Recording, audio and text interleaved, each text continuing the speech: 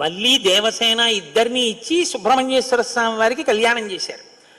వల్లి దేవసేన ఇద్దరిని తనకి భార్యలుగా చేసుకున్నాడు కాబట్టి శైవ వైష్ణవాలు రెండు సుబ్రహ్మణ్యుడి వల్లే వియ్యం ఉంది. అంతటి మహానుభావుడు ఆయన. మహాజ్ఞాని, యుక్తకేశుడై గుండుతో గోచి పెట్టుకుని నిలబడి ఉంటాడు. అందుకే సుబ్రహ్మణ్య క్షేత్రాల్లో స్వామి వలయలో అలా నిలబడి ఉంటాడు. ఆయన ప్రణవానికి అర్థం చెప్తే పరమశివుడంతటి వాడు తెల్లబోయి ఎంత గొప్పగా చెప్పావురా అన్నట్టు. నాన్నగారు అలా అంటే కుదరదు, ఇది ప్రణవ రహస్యోపదేశం కదా, మీరు కూడా మడి కట్టుకుని వచ్చి శిష్యుడిగా కూర్చోండి చెప్తానన్నట్టు. ఒరే ఎంత బాగా చెప్పావురా అని వచ్చి కూర్చుని విన్నట్ట. శివుడంతటి వాడు ఇంత బాగా చెప్పగలిగిన కొడుకు పుట్టాలని కదా కోరుకున్నాడు. ఆత్మాదిచ్చేత్ పుత్రాదిచ్చేత్ పరాజయం. తండ్రి గారికి ఆ కోరిక తీరిందటువంటి బ్రహ్మజ్ఞాని పుట్టాడు.